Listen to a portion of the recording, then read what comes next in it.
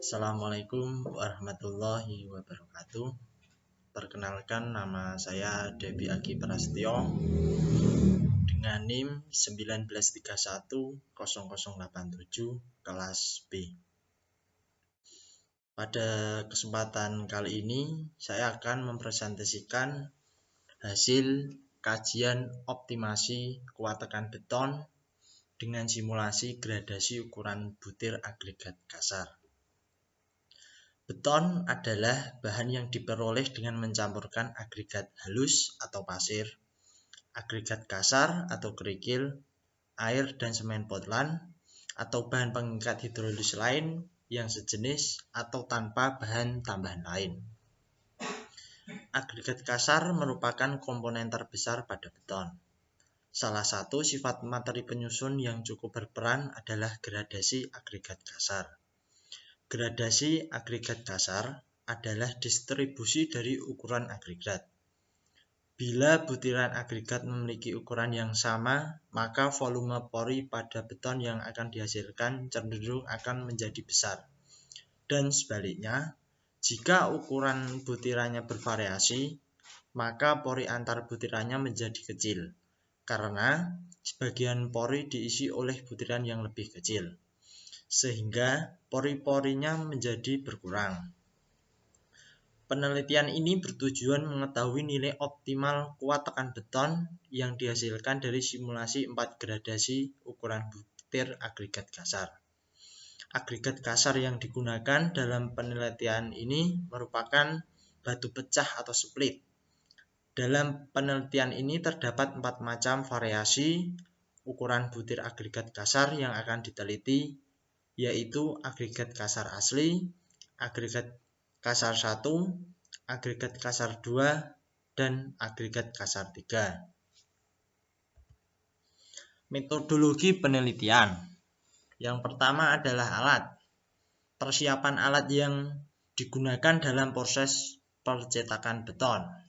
Yang kedua, bahan agregat kasar atau split yang berasal dari sungai opak atau berbagai jenis split, contohnya dari Merapi juga bisa, akan tetapi kalau buat cor itu splitnya itu lebih ditekankan pada split progo atau celereng karena teksturnya lebih keras dibanding dengan Merapi.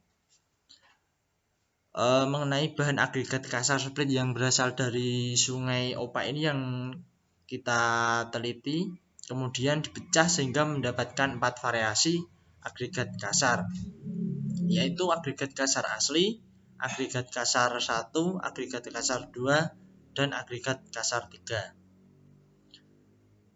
Kemudian agregat pasir atau halus yang berasal dari sungai opak.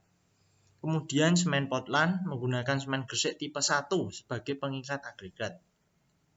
Air yang digunakan dalam penelitian adalah air pump di Laboratorium Teknik Sipil UNY pada jurnal yang telah kita upload pada pertemuan sebelumnya.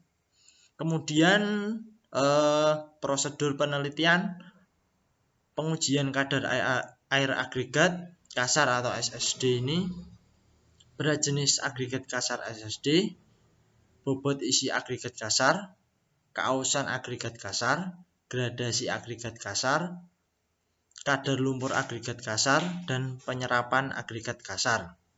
Agregat kasar yang diuji meliputi agregat kasar asli, agregat kasar 1, agregat kasar 2, dan agregat kasar 3.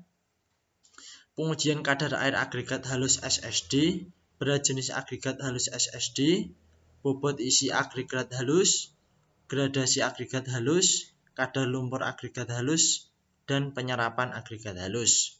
Kemudian ada perancangan adukan beton.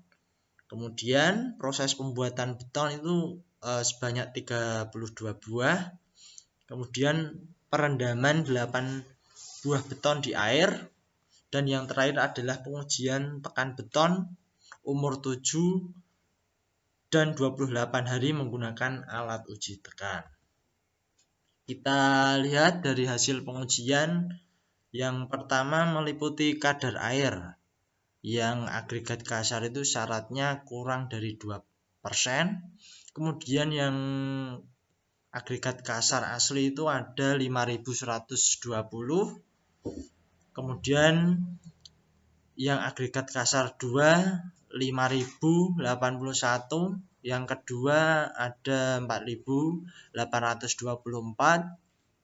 Kemudian yang ketiga 4737. Itu yang agregat kasar. Kemudian yang kadar air agregat halus itu syaratnya juga 2%.